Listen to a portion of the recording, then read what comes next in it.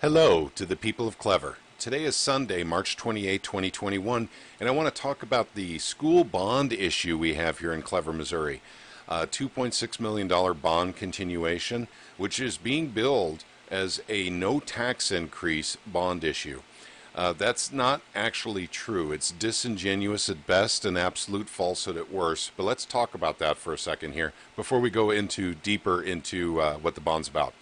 It's a $2.6 million bond issue, but actually, you can look at a bond in two ways when they issue a new bond.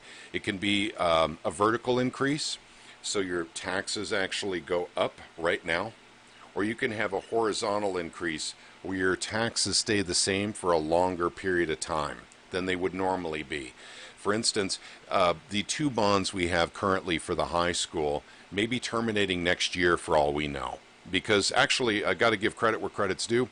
The school district has done a great job and been great stewards of those bonds. They refinanced in 2012, maybe, I think it was, where they got lower interest rates and were able to make principal prepayments, therefore, basically paying off the bonds early. And I think we're probably getting really close to paying off some of those bonds. I don't know. I did talk to Mr. Fensky on the phone, and that would be Wednesday of this past week, and asked him very specific questions. The questions were as follows. Number one, how much principal is left on the two debt service level bonds we have? So that would be question number one. Question number two was, how much interest have we paid on those bonds? And question number three is, what's the expected maturity date of those two bonds? He did not have any of that information available and said it would take quite a bit of time, quite a bit of digging to be able to get all that information for me. So I didn't have it to present to everyone on the neighborhood of Clever, but I'm sure he will get back to me soon and actually get me that information. So let's discuss here what's actually happening. We have basically like I said, two bonds that are probably expiring soon, which would drop our property taxes actually dramatically. Let me go back down here to the bottom of the article. We're currently paying $1.17 per $100 of assessed valuation, along with the $3.54, which is an operating fund levy. That we don't get rid of. That always stays. But it brings you up to $4.63 per $100 of assessed valuation. So if you come down here and you take a look at that, that'd be $1.17 dropping off of that, which is roughly a quarter to 33%, basically, between those two bonds. So we're talking about, if you're paying, let's just throw out some easy numbers.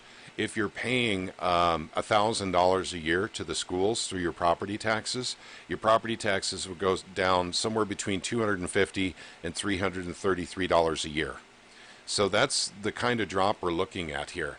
Once again, I can't be precise on my numbers until Mr. Fensky gets back to me and we find out a little bit more about which bonds, or we have two bonds, when they mature, and I can give you, basically the droppage per bond as they both, go away. I'm not sure they go away at the same time. So I wanted to say first off, the disingenuous nature in which they say a no tax increase. That is actually not true. It is a tax increase. It's just a horizontal increase as opposed to vertical. Secondly, I would like to actually say, why are we doing this in April? We had record turnout for voters for the presidential election, and right now they're saying that they had overwhelming support from patrons for going forward with all these initiatives, for new taxes and new initiatives. If that's true, if it's overwhelmingly supported, they should have done it when the most amount of voters would have been coming to the polls. We're doing this in April. Historically, in April, we get approximately 1/3 to 1/4 of the amount of voters who will come out in a presidential election cycle. So we have much fewer voters going to the polls, and it will probably be mostly the patrons that were originally polled to find out if they were in favor of these initiatives. So the other, I'm not going to go into, well, I should go into athletic field house. Do we really, really, really need that? Because actually, if you take that 2.6 million and add the interest that we will pay on that 2.6 million, it'll probably be closer to 5 million. And that's the bulk of this actual bond issue, is that sports center.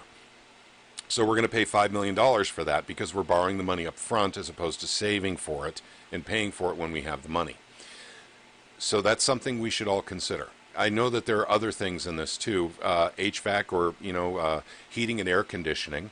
And by the way, heating and air conditioning must be taken care of. So I mean, we need to find a way to get that done for sure.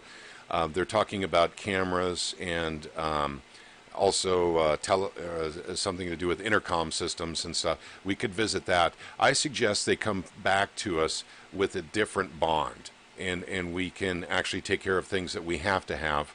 Maybe take off the things we don't need at this time or really don't need. That's my opinion, by the way, because this is a pretty steep drop we're about to get in our property taxes. And frankly, I would think that businesses would be more interested in moving into Clever if we had lower property taxes.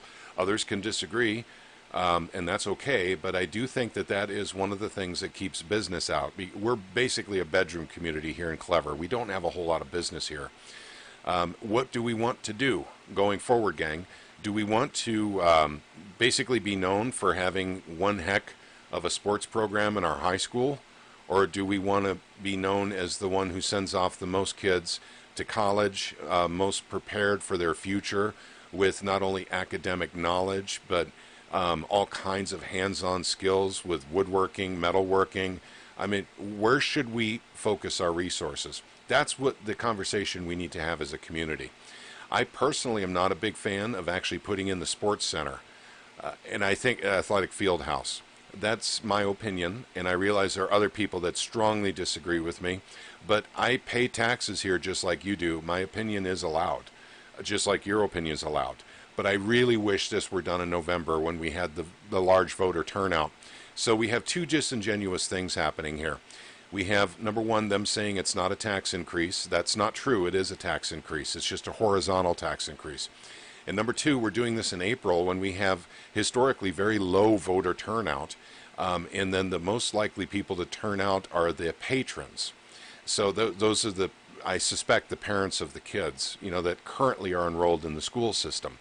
So I would like to make a plea for everyone in the Clever School District to get out to vote, literally April 6th, which is coming up in just over a week, to actually, if you're for it, definitely vote for it. If you're against it, vote against it. But I do think that we, as a community, could sure use a tax break somewhere. Taxes just seem to be going up everywhere we look, and so we need to really kind of figure out, just like a household would, we need to budget. We need to find out what our needs and what our wants are, and separate the two and make sure all of our needs are met first, and then see if there's extra money left over for what we want. But I think a tax break is in order. And I want to say thank you very much for watching this video and letting me air my concerns with this.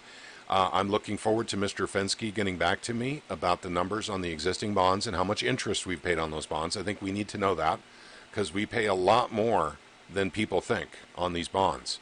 So saving for things is the best way to go forward if there's a way to do it. And there's lots of different ways we can do that, probably.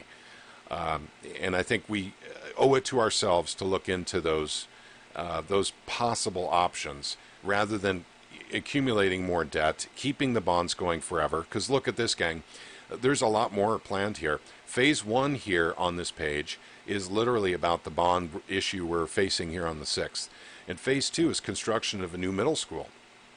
Well, gosh darn it. If we need that, that'll be another bond continuance. And frankly, if we need that, we're going to have it, and we're going to have to pay for it. So keeping our taxes nice and high all the time, never ending, and then not to mention our property values being reassessed by the county, I think we should get a break somewhere. And the schools get an awful lot of our money. Look at your tax statements.